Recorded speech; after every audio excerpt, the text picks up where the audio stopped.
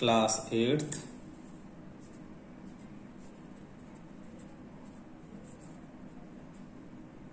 Science.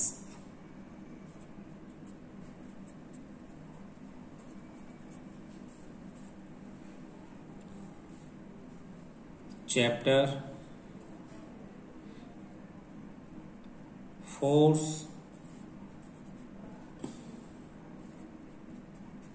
And pressure.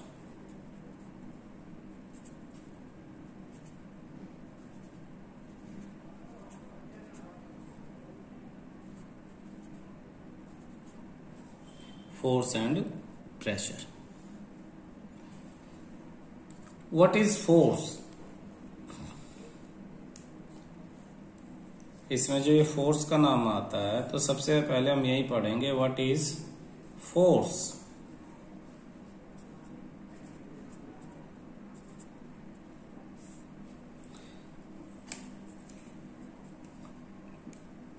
क्यों सारी ना लगे, थोड़ी सी लगे तो भी।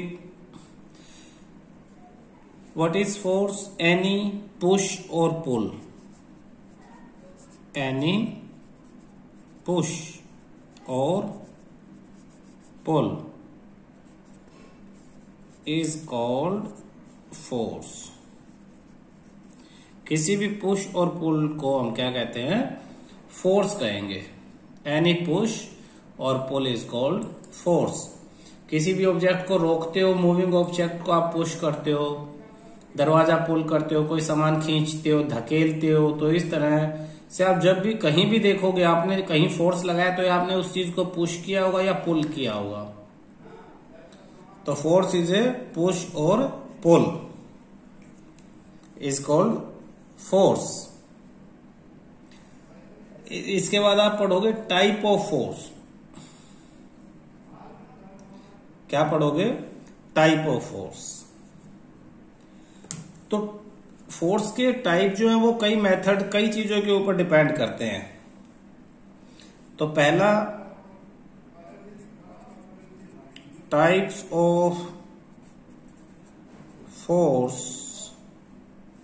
डिपेंड्स ऑन इंटरेक्शन या due to on based on interaction. Interaction का क्या मतलब है? कांटेक्ट में आए या नहीं आए। इंट्रैक्शन, इस बेस पे फोर्स के दो टाइप है, एक कांटेक्ट फोर्स और एक non contact force. Contact forces और एक नॉन कांटेक्ट फोर्सेस। अब ये कांटेक्ट फोर्स किसे कहेंगे और नॉन कांटेक्ट फोर्स किसे कहेंगे, पहले समझ लो। आप जब किसी गाड़ी को धक्का लगाते हो तो आप जिसने फोर्स लगाया और जिस ऑब्जेक्ट पे लगाया वो दोनों एक दूसरे के डायरेक्ट कांटेक्ट में आते हैं, इंटरेक्शन, टच होते हैं। तो जब हमें छूना पड़ता है किसी चीज को तो कांटेक्ट फोर्सेस, जैसे दरवाजे को पुश किया, पुल किया, तो जब आप टच करते हो तो कांटेक्ट, और बिना टच किए कोई फोर्स लगे नॉन कांटेक्ट। तो बिना टच किए कोई फोर्स को एग्जांपल ध्यान है तुम लोगों को? Gravitational force, magnetic force, electrostatic force. आप अपने हाथ में कोई ऑब्जेक्ट पकड़ो और उसे छोड़ दो, जस्ट छोड़ दो, अर्थ उसे अपनी तरफ खींच लेगी ड्यू टू ग्रेविटेशनल पुल। तो ये बिना कांटेक्ट के, अर्थ और वो ऑब्जेक्ट कांटेक्ट में नहीं है फिर भी वो ऑब्जेक्ट अर्थ की तरफ खींचती चली जाएगी, तो नॉन कांटेक्ट फोर्स है। ऐसे ही चुंबक, मैग्नेट आयरन को दूर से ही अपनी तरफ अट्रैक्ट करके खींच लेता है बिना कांटेक्ट के, तो non contact force. Electromagnetic forces भी, अट्रैक्शन और रिपल्शन भी नॉन कांटेक्ट फोर्सेस होते हैं। तो अब हम इनकी डेफिनेशन लिखते हैं। Contact forces, when object is in direct contact of the person who applied the force.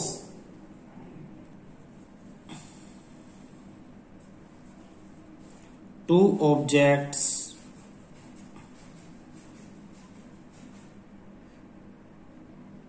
are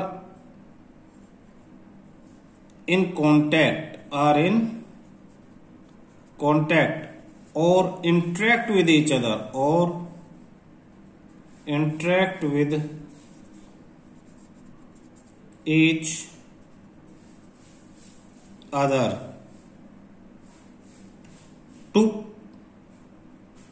to produce force,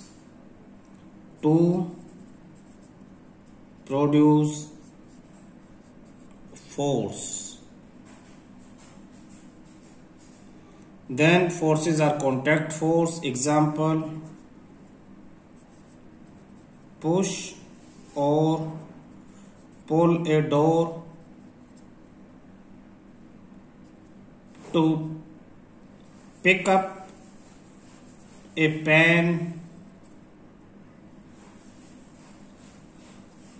push the car. यहां पे पर्सन्स जो हैं वो कांटेक्ट में होते हैं, एक दूसरे के इंटरेक्ट करते हैं, तो contact forces. Non contact, when forces applied without touching or come in contact. बोलो बेटा.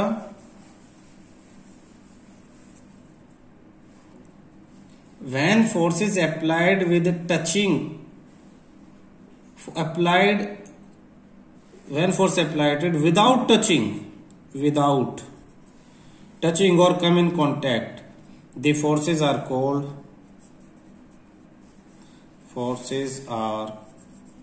called non-contact forces. Example, magnetic forces. एक दूसरा एग्जाम्पल ग्रेविटेशनल फोर्सेस, और तीसरा एग्जाम्पल इलेक्ट्रोस्टैटिक फोर्सेस. इलेक्ट्रिसिटी में प्लस पॉजिटिव और नेगेटिव एक दूसरे को अपनी तरफ अट्रैक्ट करते हैं.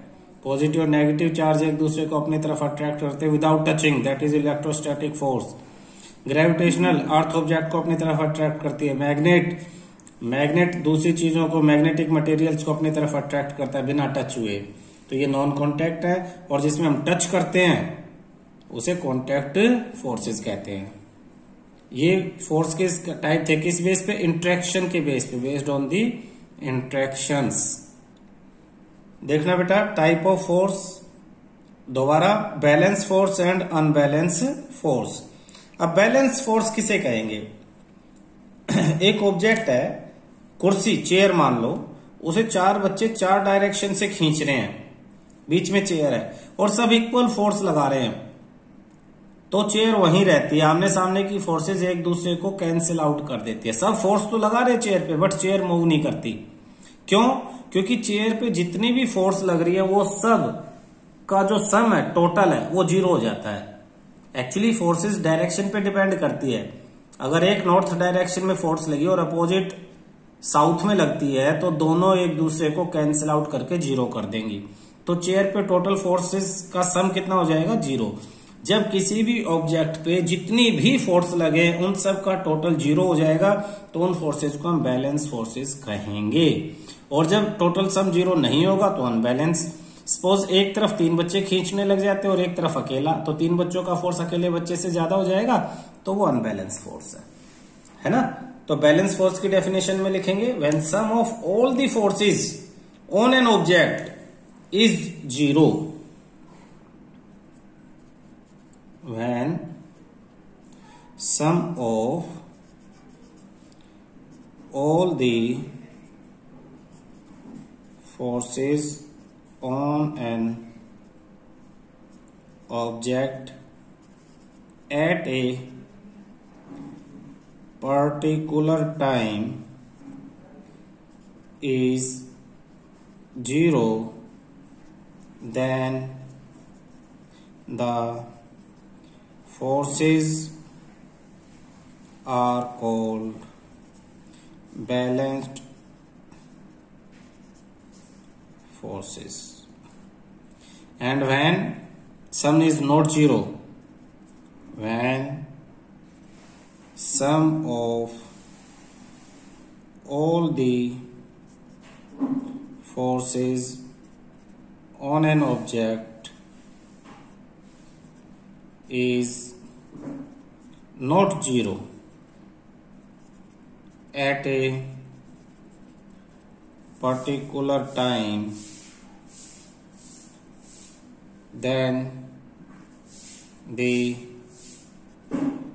forces are called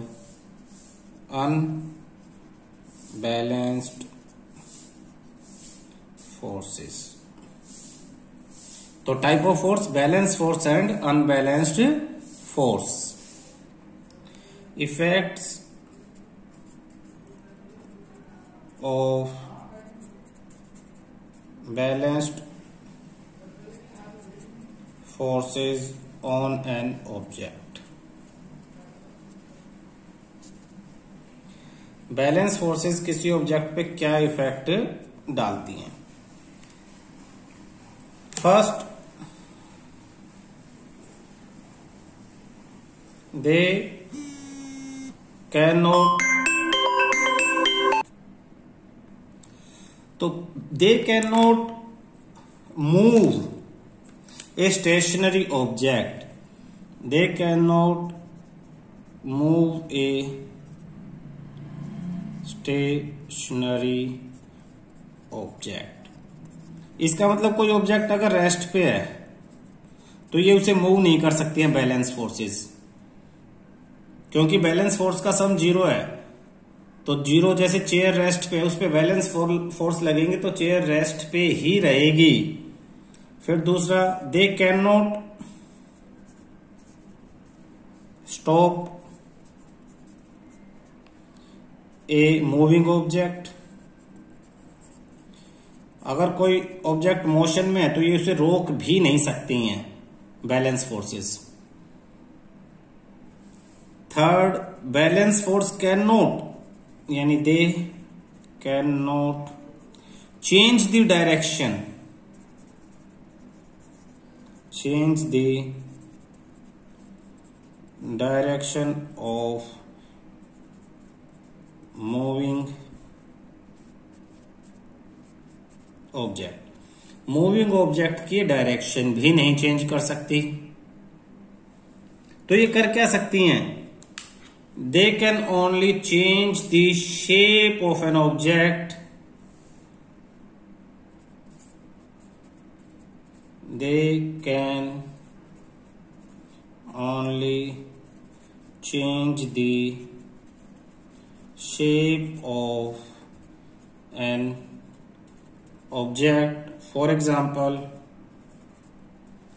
देखो ये अगर कोई बलून है और इस पे दोनों तरफ से बैलेंस फोर्स लगती हैं,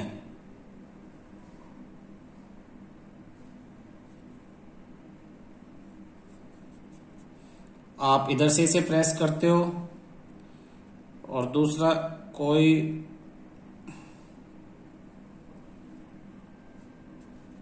इधर से इस पे प्रेस करता है, इधर से फोर्स लगा रहे हो और इधर से, दोनों ही इक्वल और अपोजिट फोर्सेस हैं, तो दोनों ही बलून की शेप को चेंज कर देंगी. तो effect of balance force, they can not, can not, can not, can not move, can not stop, can not change the direction, but they can only, they can change the shape. ये ध्यान रखना, balance force can not move, can not stop, can not change the direction, but can change the shape of moving object only. Effect of unbalanced forces on an object.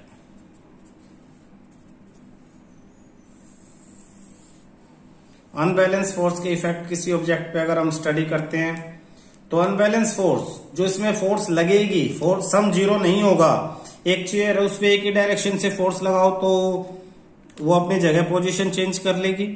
एक football है, एक ही तरफ से आप kick मारोगे तो motion में आ जाएगी।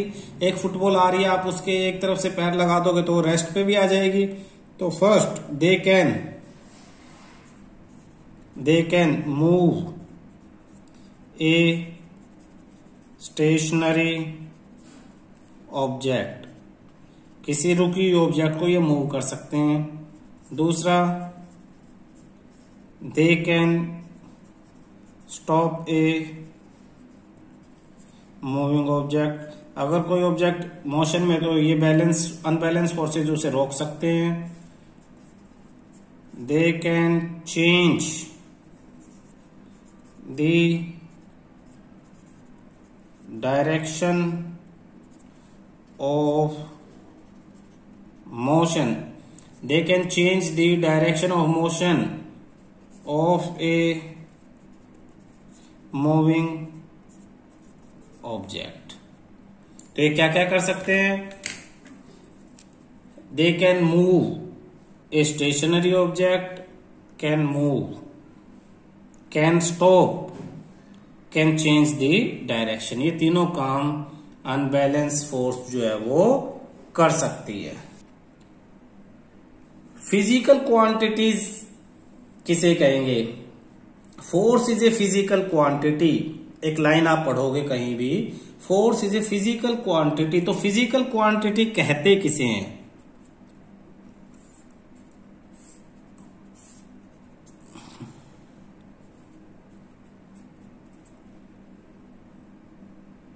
फिजिकल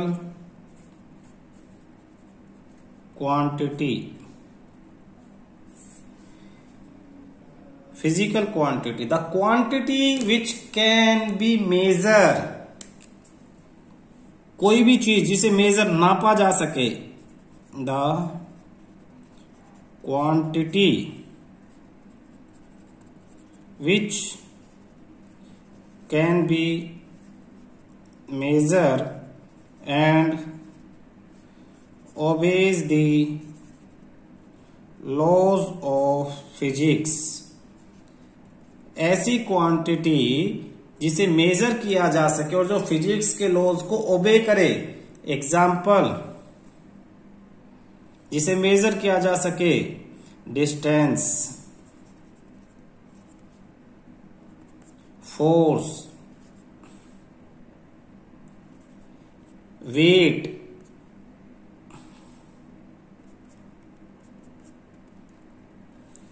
नापा जा सके, time is a physical quantity,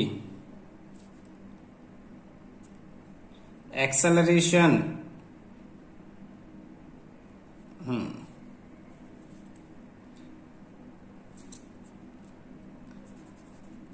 momentum, ये आप अगली क्लासों में कुछ चीजें पढ़ोगे। जिन्हें नाप लिया जा सके, कितना फोर्स है, वजन कितना है, डिस्टेंस कितना है, टाइम कितना है, ये सब फिजिकल क्वांटिटी है।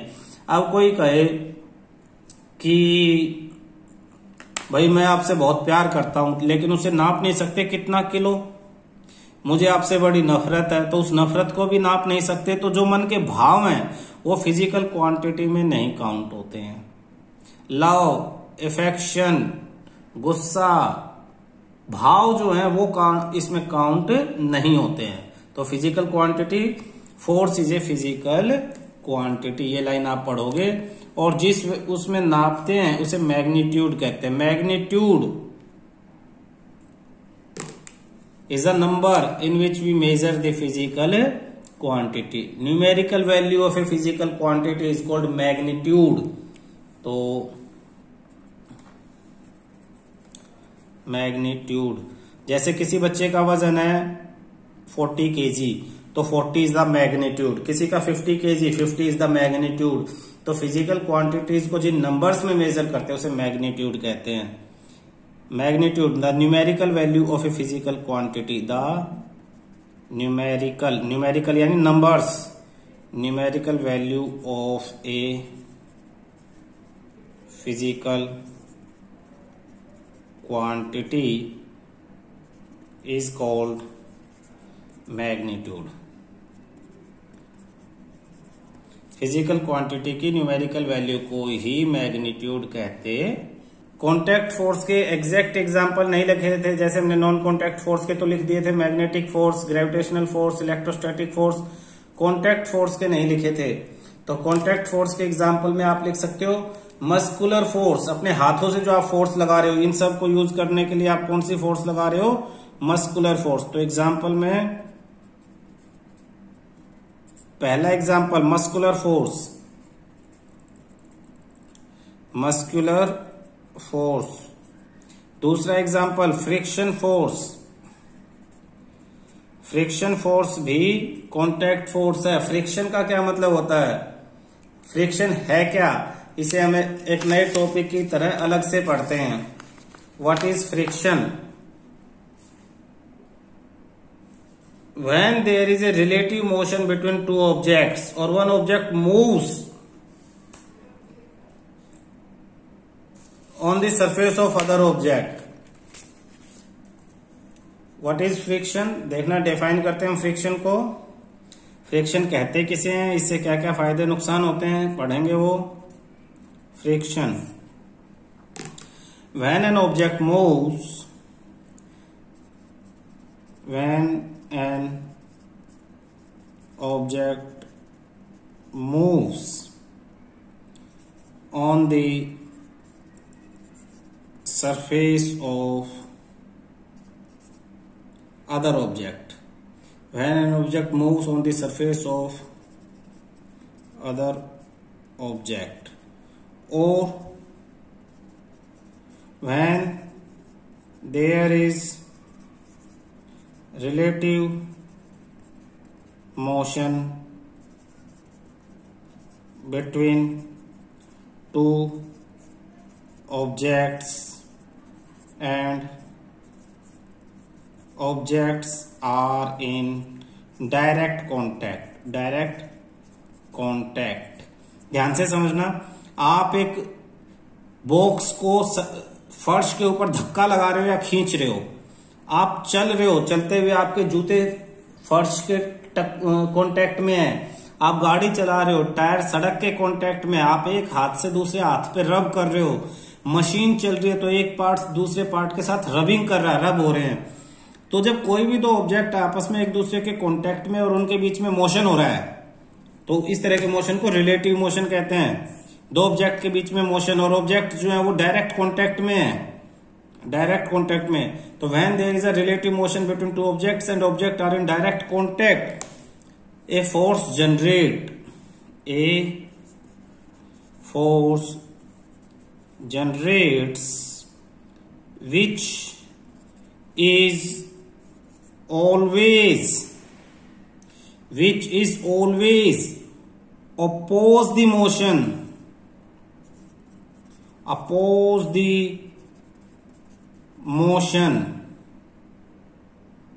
and called frictional force, or force of friction,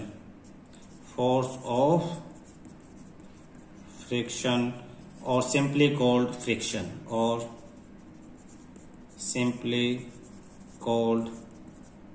friction। देखो बेटा, आप किसी सरफेस पे एक बॉल को लुढ़का देते हो, बॉल थोड़ी दूर जाके रुक जाती है, किस वजह से? वो जो बॉल किसी सरफेस पे गोल गोल गोल गोल लुढ़क के जा रही थी, तो बॉल के सरफेस और जिस सरफेस के कांटेक्ट में उनके बीच में एक फोर्स जनरेट हो जाता है, वो उस मोशन को अपोज करता है और अपोज करने के बाद रोक देता है। इसी फोर्स को, जो मोशन को अपोज करता है, फ्रिक्शन फोर्स कहते हैं। ठीक है ना? तो friction force always oppose the motion, it always generates when two object in direct contact and one is in motion, opposite motion. तो ये फ्रिक्शन फोर्स समझ में आया तुम्हें? फ्रिक्शन फोर्स के कुछ फायदे और कुछ नुकसान है। फायदे क्या हैं? अगर फ्रिक्शन फोर्स नहीं होता तो आप लोग गिर जाते, आप चल ही नहीं सकते, स्लिप कर जाते, गाड़ियां मुड़ नहीं सकते थी रोड पे। टायर और रोड के बीच में फ्रिक्शन होगा तभी आपकी साइकिल, आपकी स्कूटी, बाइक, गाड़ी टर्न कर पाएगी किसी मोड़ पे। आप सोचो कि आप साइकिल चला रहे हो और आपको टर्न करना है और वहां पे बहुत सारा ऑयल गिरा हुआ है, तो साइकिल स्लिप कर जाएगी। क्यों? क्योंकि फ्रिक्शन नहीं है। ऑयल फ्रिक्शन को रिड्यूस कर देता है। आप ऑयल गिरा हुआ है सरफेस पे, आप स्लिप कर जाते हो, चल नहीं पाते। क्यों? क्योंकि फ्रिक्शन नहीं है। तो चलने के लिए, बैंड मुड़ने के लिए मोशन के अंदर फ्रिक्शन की जरूरत होती है। तो फ्रिक्शन फायदेमंद है। नुकसान क्या क्या है? आप नए जूते, नई चप्पलें खरीदते हो, क्यों? क्योंकि वो नीचे से घिस जाते हैं। तो friction wear and tear produce करता है। आपकी गाड़ियों के टायर घिस जाते हैं, मशीन के पार्ट्स घिस जाते हैं। तो फ्रिक्शन के नुकसान है कि ये वियर एंड टियर प्रोड्यूस करता है, चीजों को घिसा देता है, खराब कर देता है। तो फ्रिक्शन के कुछ फायदे हैं और कुछ फ्रिक्शन के नुकसान है। इनकी आप टेबल एक लिस्ट बना सकते हो, ठीक है ना। Benefits of the friction and hazards of the frictions. तो मस्कुलर फोर्स आपको समझ में आ गया है। जानवर मस्कुलर फोर्स लगाए, इंसान लगाए, सब कॉन्टैक्ट फोर्सेज है। फ्रिक्शनल फोर्सेज आप समझ में आ गया आपको। नॉन कॉन्टैक्ट फोर्स हम पढ़ चुके हैं, मैग्नेटिक फोर्स पढ़ चुके हैं, इलेक्ट्रोस्टैटिक फोर्स पढ़ चुके हैं, जो चार्ज अपोजिट चार्ज है उनके बीच में ग्रेविटी पढ़ चुके हैं। ये सारे आपके नॉन कॉन्टैक्ट फोर्सेज के अंदर आते हैं। इसके बाद अगला टॉपिक आपका है प्रेशर। अब हम क्या पढ़ेंगे? प्रेशर।